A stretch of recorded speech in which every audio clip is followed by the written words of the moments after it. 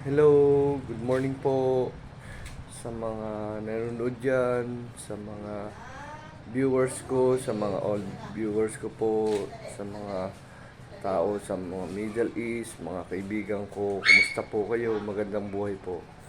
Ito na naman po ako, si Richard Cabangon TV, para mag-vlog po ng konting ikikwento natin at sana po meron tayong mapulot na aral regarding sa ating pag-uusapan. Kumusta na nga po pala kayo? Sana po nasa mabuti kayong kalagayan. Ngayon po ay araw ng Tuesday, February 13. Advance Happy Valentine's po pala sa inyong lahat dyan. Bukas pa ang Valentine's, so in advance ko na po yung Valentine's greetings ko sa inyo. Sa mga mag-asawa, mag-boyfriend, sa lahat po sa inyo, Happy Valentine's po. Sana po maging masaya, maligaya ang inyong Valentine's. Ang masasabi ko lang po, ang meaning po ng Valentine's ay pagmamahalan, love and care. Yan po.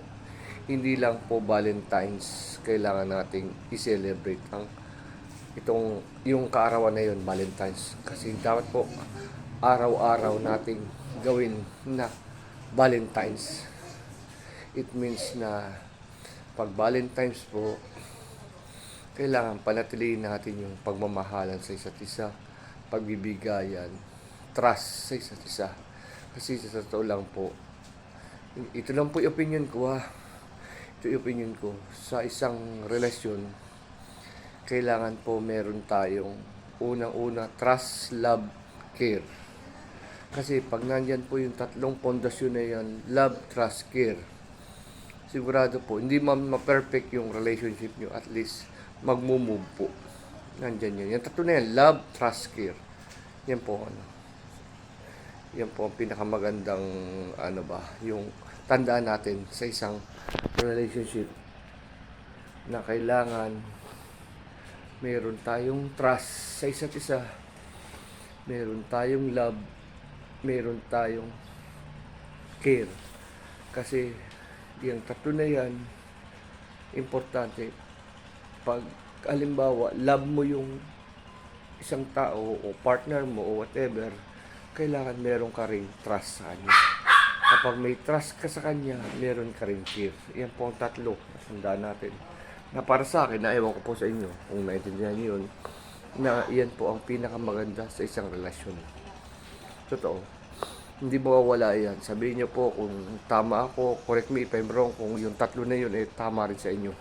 Love, trust, care. Yan po. Lagi natin araw-araw na gawin yan. Hindi lang po sa kapartner natin, sa asawa natin, sa mga magulang natin, sa kapatid natin, sa relatives natin, sa kaibigan natin. Gawin po natin yan na maging yung tatlong sinabi ko na love, trust, care, i-generalize natin. I mean to say, i-generalize sa lahat ng tao. Gawin natin yan para at least maging maayos yung buhay natin, yung pagsalamuhan natin sa tao, yung relationship natin, hindi lang sa natin, sa partner natin. Lahat ng tao kinakausap natin, sa katrabaho natin, sa classmate natin. Ganun po yung gawin natin. Panatiliin natin yan. Totoo po yun. Kaya, meron namang love. Iba't ibang klase ng love. Paliliwanag ko po. Love. Love mo sa parents mo, love mo sa partner mo, love mo sa relatives mo, love mo sa kaibigan mo.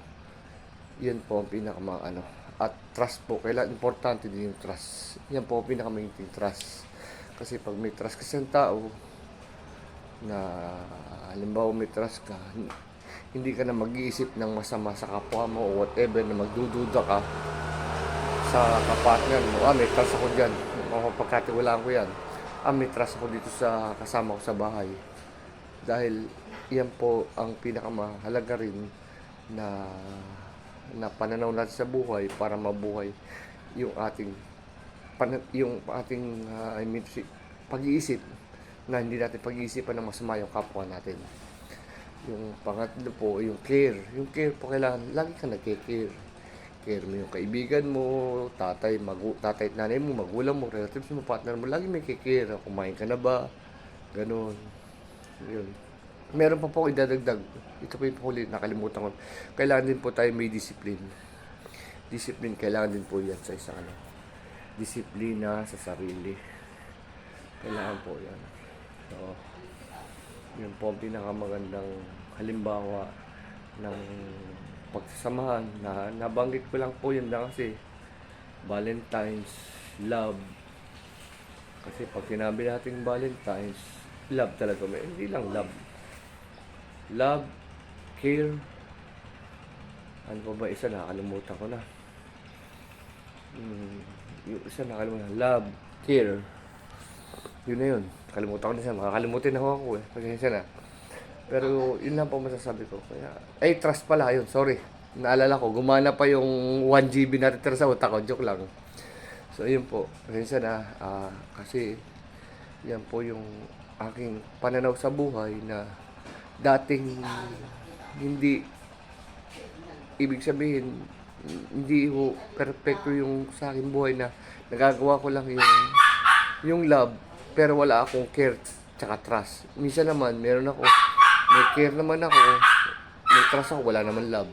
Hindi pare-pas, kailangan magkakasama-sama. Pero sa atin pong iba-iba ho yung daliri natin. I mean to say, hindi naman lahat ng tao kayang gawin niya sabay-sabay. Hindi kaya ng tao. Yung love, trust, care, depende sa tao. It depends upon the people na kung kayang gawin nila yun, nasa sa kanila yun. Pero para sa akin, pag na-perfect mo yung love, trust, care, for sure, magtatagal yung relationship nyo sa isa't isa. Magbulang man, kapatid mo, whatever, kailangan po yan. Yun lang po. Ay, kaya nga po pala ako nag-vlog ngayong umaga kasi nga po, bibili po kami ng asawa ko ng gamot kasi naubusan ako ng gamot maintenance po. Actually, yung maintenance ko po, 7 bali. Doon po, 7. Ito yung maintenance ko. 3 sa umaga, iniinom ko. 2 sa tanghali, 2 sa gabi. Kaya, ito yung maintenance ko. Tapos next month po, may check-up ako. Check-up ako ulit. Every 3 months po yung check-up ko. Kaya, check-up ako para malaman ko kung ano na yung improvement o sa katawan ko o magdadagdag ako ng gamot o magbabawas ng gamot para malaman po natin. Sana po gayon din po kayo. Ituloy po natin yung maintenance natin. Kung meron man po kayong nararamdaman na meron po kayong high blood o whatever na prescribe po ng doktor sa inyo, inumin po natin yung maintenance kasi yung maintenance po na yan ay yung magpapahaba ng buhay sa atin. Kasi wag natin ititigil yung maintenance kasi may nagkwento sa akin last 3 days yung kaibigan ng asawa ko, may sakit na high blood. Itinigil niya ng 1 week ata, more than 1 week yung maintenance ng hina namatay. Totoo po yun, kaya nagulat din ako. Totoo naman yun, pag tinigil mo yung maintenance mo, hahanap-hanapin na katulad na bigla daw tumaas yung blood pressure. Wala na hanggang doon na namatay. Kasi daw, sobra daw daming iniinom ng gamot, ayaw daw ng maraming gamot. Pinescribe naman daw ng doktor yun. So, ako po, kahit madaming gamot ko, actually 7, kahit sinabi ko sa inyo, 7 po yung gamot na iniinom ko. Pero, gusto ko pong mabuhay pa. Kaya, yun po ang aking pananaw sa buhay na sundin ko yung ano ng doktor. Yun po. Hindi po ako nakakalimot. Kasi pag umaga, nag-breakfast ako, iinumin ko yung isang gamot. Umaga yun. Pag after 1 hour, inumin ko isa. After 1 hour, again, inumin ko. Hindi ko po pinagsasabay-sabay. May interval ako 1 hour o 2 hours bago ko inumin yung isa. Ganun po ang ginagawa ko. Kasi, nasubukan ko po nung uminom po ako sabay-sabay, nahilo ako eh. Nahilo po ako. Kaya ginawa ko at sinabihan din ako ng doktor na isa-isa inom. Kada oras, isa. Kada isa. Yun po. Kaya Yun po, ganyan talaga buhay. That's life, eka nga na huwag tayong mawala ng pag-asa. Sabi ko ulit yan ha. Lagi kong sinasabi lagi sa vlog ko, habang buhay may pag-asa. Diba? Eka nga, we are, until we alive, we have hope. Hope means pag-asa. Kailangan po natin yan sa ating buhay talaga, na huwag mawala ng pag-asa. Iyan po.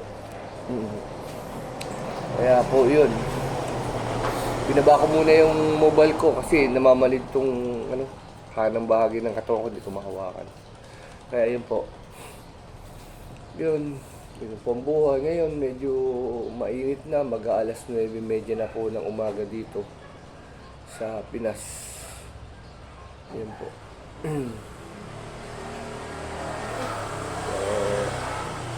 Yun talaga buhay. Binabati ko pala yung nanay ko. Nanay, hello po. Kumusta po kayo? Yung pong nanay ko na yan 72 years old na po. Senior citizen na rin po yung nanay ko. Dalawa lang po kami magkapatid. Isang babae, isang lalaki. Ako po yung panganay. Kaya doon po sila nakatira sa family house namin. Ayun po.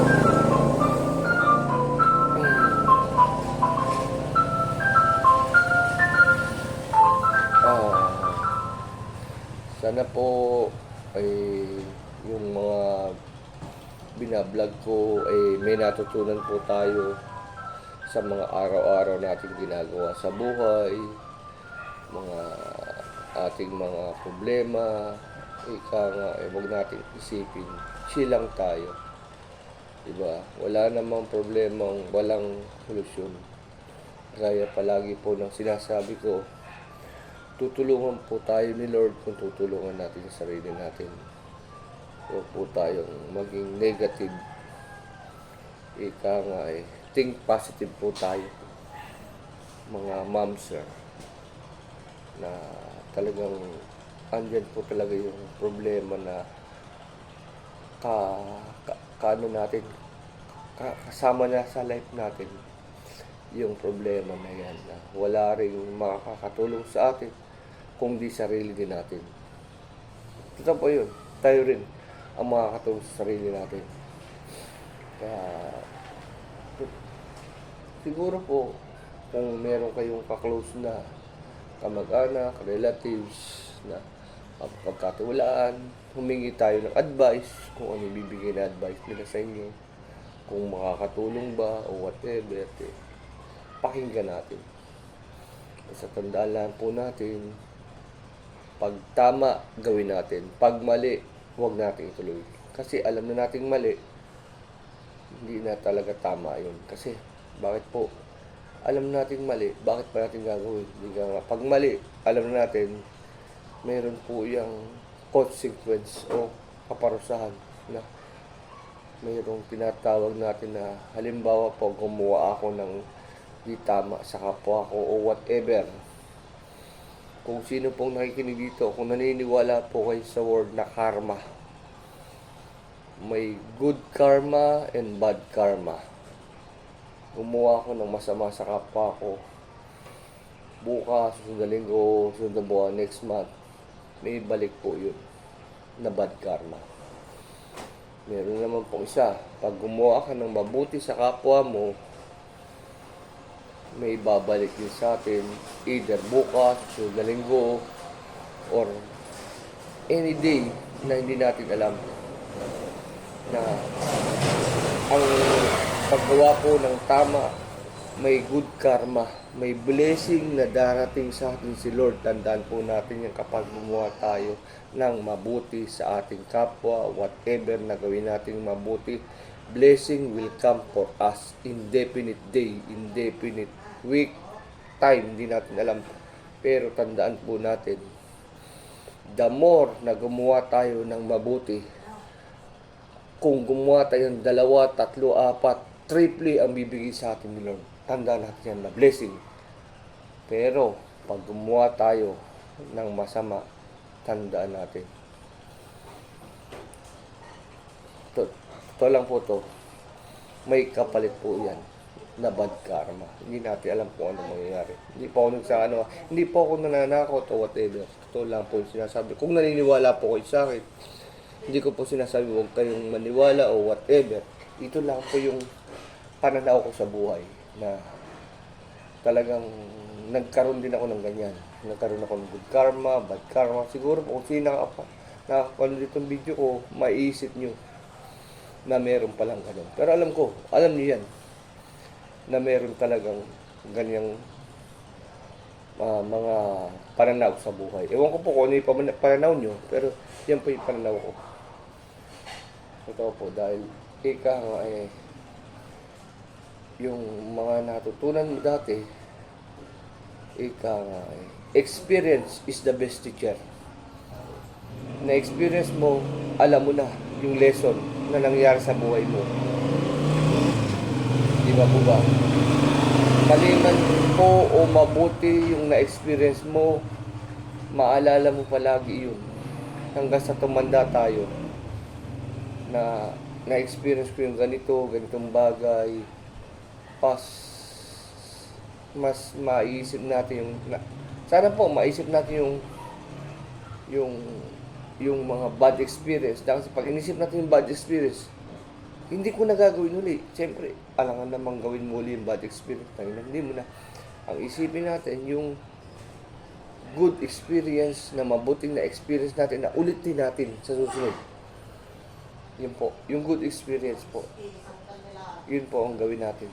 Ulit-ulit natin yung mga ganang experience. Kasi, sasabihin sa atin ni Lord, aba, mabuti itong tao na to. Laging ginagawa yung ganito. Nilist up tayo ni Lord kung ano yung ginagawa nating bad tsaka wrong. Nakalista sa taas. Gumawa ito ng mabuti. Gumawa ito ng masama. Ililista niya hanggang sa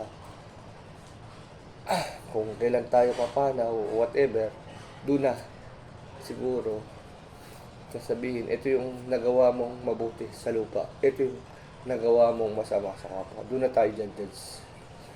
Yun lang po aking pananaw ko. So, hanggat nabubuhay po tayo, inuulit palagi, gumawa tayo ng tama. Pero, hindi natin mape-perfect. Ulitin po lagi, hindi natin mape-perfect ang araw-araw natin pamumuhay na hindi nakakagawa ng di tama.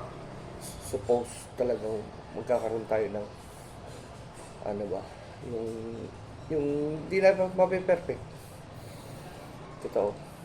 So, yun lamang po. Sana po may natutunan po kayo sa maiksing vlog ko at maraming salamat po sa mga nakinig sa inyong lahat at walang sawang nakikinig sa aking mga araw-araw na mga sinasabi. Kung gusto, salamat din po sa mga old viewers ko na nakikinig dyan. Sa mga bago lang po, baka po pwede tayong mag-subscribe, like and share. Pa-like po natin, subscribe. Kung maaari po sana, i-share natin sa mga kaibigan natin itong ating munting video. Sa mga kamag-anak natin para mapanood po nila kung wala silang ginagawa, para at least merong matutunan kahit konti po. At maraming salamat po sa inyong lahat at magpapaalam na po ako at aalis na po kami. Pupunta po kami sa pharmacy para bumili ng gamot. Hanggang sa susunod na vlog ko at maraming salamat po sa inyong lahat. God bless po. Pagpalain po kayo ng may kapal. Salamat po.